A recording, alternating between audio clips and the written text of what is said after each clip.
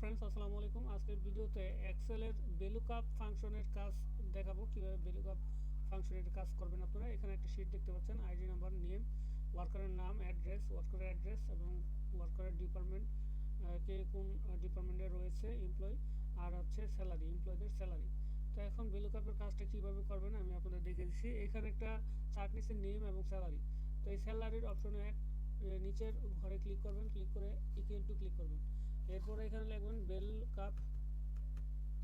Bell cup লেখার পর আপনারা ব্রেকেট দেবেন, ফার্স্ট ব্রেকেট। দেন এই নেমের নিচের ঘরে ক্লিক করবেন এবং এখানে কমা ক্লিক করবেন। কমা ক্লিক করার পর এখান থেকে নেম থেকে আমরা স্যালারি পর্যন্ত সিলেক্ট করে দিব, আইডি নাম সিলেক্ট করব না। দেন আমরা এখান থেকে আরেকটি কমা দিব এবং এর মধ্যে কয়টা ঘর রয়েছে, একটি, দুটি, তিনটি, চারটি। তো এখানে আমরা 4 দিয়ে আবার কমা দিব। কমা দেওয়ার পর একটি অপশন রয়েছে এখানে ফলস, এটা ক্লিক করে দেবেন। দেন এখান থেকে ব্রেকেট, ক্লোজ ব্রেকেট দিয়ে দিবেন, দেওয়ার পর ইন্টার ক্লিক করবেন। এখন যে কাজটি হবে, যে এখানে যে এমপ্লয়ির নামগুলো রয়েছে, আমরা যে কোনো একটি নাম লিখলে তার স্যালারি কত এটা চলে আসবে। যেমন এখানে আমরা কালাম লিখলাম, কালাম লিখে ইন্টার প্রেস করলে কালামের স্যালারি কত সেটা চলে আসছে।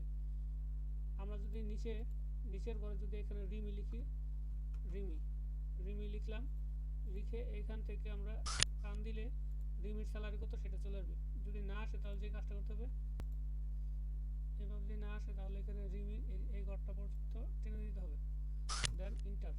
তাহলে রিমির স্যালারি কত সেটা চলে আসছে।